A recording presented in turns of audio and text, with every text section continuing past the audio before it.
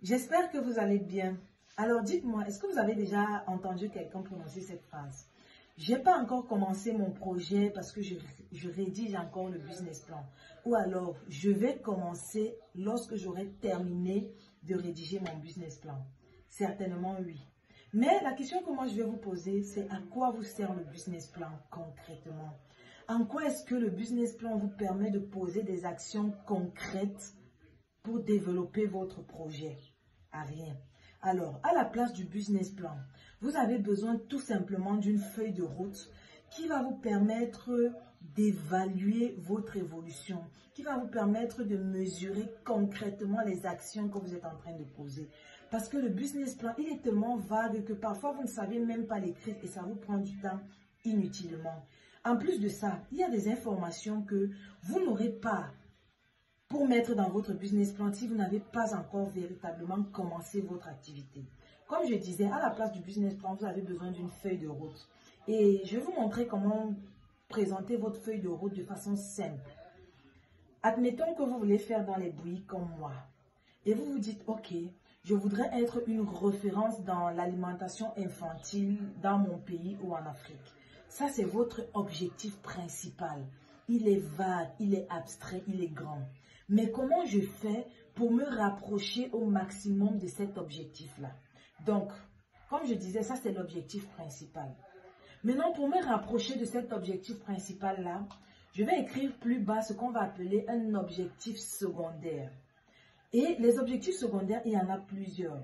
Prenons le cadre de la fabrication des aliments pour enfants. Je vais dire, ok, objectif secondaire numéro 1, c'est de trouver les formules de mes bouillies.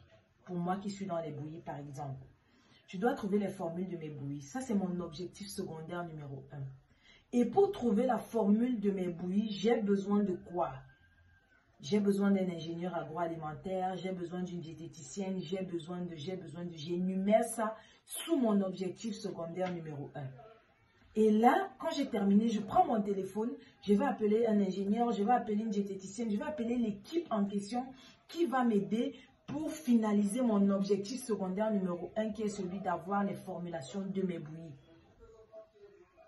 L'idée étant toujours à la fin d'être une référence en termes de fabrication d'aliments infantiles dans la région que j'aurais définie.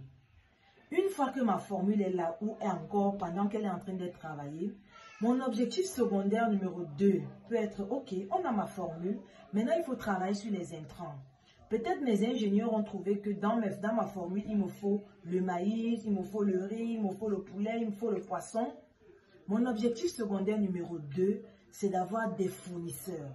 Concrètement, qu'est-ce que je fais? Je prends mon téléphone ou je descends sur le terrain, je rencontre les fournisseurs, je négocie les prix, je négocie comment je vais prendre les marchandises, ainsi de suite. Vous voyez que là, vous allez sur des choses concrètes. Sur des choses que vous pouvez évaluer à la fin de la semaine, dire ok, cette semaine j'ai rencontré combien de fournisseurs, on a négocié les prix comment, est-ce que les prix étaient bons sur 10 fournisseurs que j'ai rencontrés, quelles sont les meilleures offres. Ça c'est mon objectif secondaire numéro 2 qui était de trouver mes intrants. Mon objectif secondaire numéro 3, je vais me dire ok, j'ai la formule, j'ai les intrants. Il faut par exemple que je trouve la ressource humaine. Comment je fais pour trouver la ressource humaine? Quelle est la ressource humaine dont j'ai besoin pour le moment vu la taille de mon entreprise? Vous pouvez décider que j'aurai juste besoin d'un assistant à la production. Vous pouvez décider que j'aurai besoin d'un assistant à la production, d'un responsable des achats, par rapport à votre budget, vous étalez ce dont vous aurez besoin. Vous commencez le recrutement. Et une fois que le recrutement est terminé, vous verrez quel est le prochain objectif qu'il faut. Et progressivement, vous pourrez vous réajuster, vous rendre compte que non, celui-ci doit être prioritaire, celui-ci doit passer en premier, ainsi de suite. C'est beaucoup plus pratique pour vous qui commencez votre activité que de vous encombrer avec le business plan. L'avantage ici, c'est que au fur et à mesure que vous écrivez chaque ligne, au fur et à mesure vous passez à l'action. Vous vous auto-évaluez vous-même et vous vous rendez compte que vous êtes en train de travailler véritablement, même si à chaque fois, il faut se réajuster. Et le jour où vous aurez envie de rédiger le business plan, même si vous-même, vous ne savez pas comment on le fait, vos moyens à ce moment-là vous permettront peut-être de payer quelqu'un pour le faire et de mettre à sa disposition tous les documents dont il aura besoin pour vous rédiger un business plan en bonne et due forme. Et à ce moment-là, lorsqu'il faudra répondre à la question de quelles sont vos prévisions dans 10 ans, vous pourrez répondre facilement, vu le parcours que vous aurez déjà fait pendant 1 ou 2 ans. D'accord? Ne vous mettez plus la pression pour vous encombrer avec le business plan. Ce n'est pas forcément nécessaire pour vous pour un début.